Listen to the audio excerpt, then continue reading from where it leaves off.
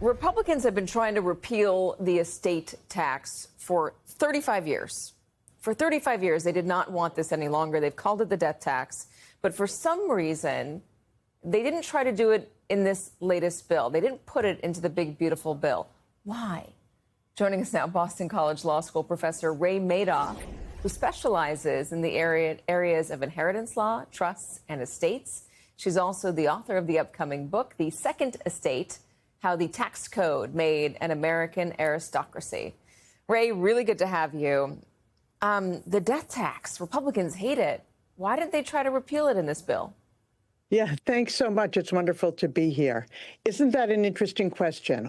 They keep saying it's immoral, it's horrible, it's a double tax, it's a death tax.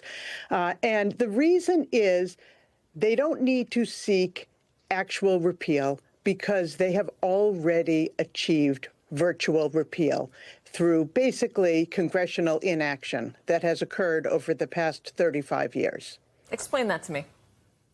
So what's very interesting is that about 35 years ago, a number of very wealthy Americans got together and decided they need to eliminate the estate tax. They had already figured out how to avoid the income tax, but they needed to avoid the estate tax. And they hired this very clever pollster to basically turn the public against the estate tax by making them think it was a tax that applied broadly across the country.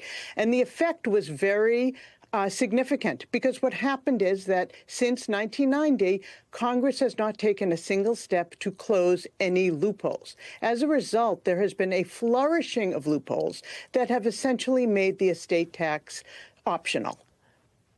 The effect of it is even better than actual repeal, though, because the estate tax still exists, it serves as a shield for the wealthy people to let the public think that they're paying taxes when in fact they're not.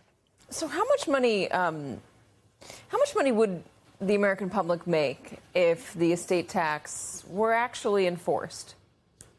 Of course, that's one question we could never figure out, because the way the wealthy avoid estate taxes is they avoid reporting these transfers. They all pass under the table through ILITs and IDIGITs and CRATs and CRUTs and GRATs and GRUTs.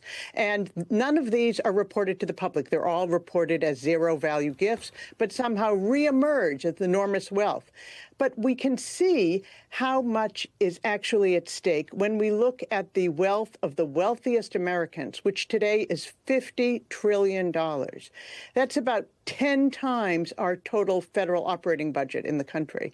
And yet the only money raised by the estate tax in 2024 is $30 billion. This is an amount of money that Elon Musk can earn or lose in a single day and probably hardly notice. So few people would actually be beholden to this. It was intended for the very, very wealthy.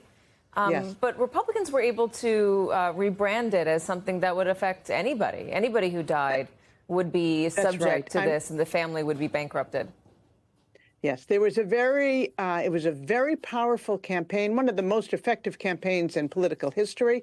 And there was a poll in 2017, which is one of the more recent years where this issue was being still in the news.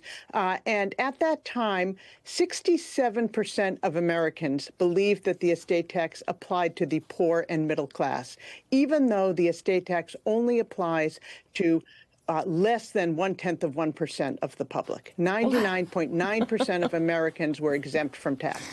Less than 1/10%, and yet everybody started to believe that it was going to apply to them. And that's an amazing spin job. Ray Madoff, thanks so much for joining us. I appreciate it.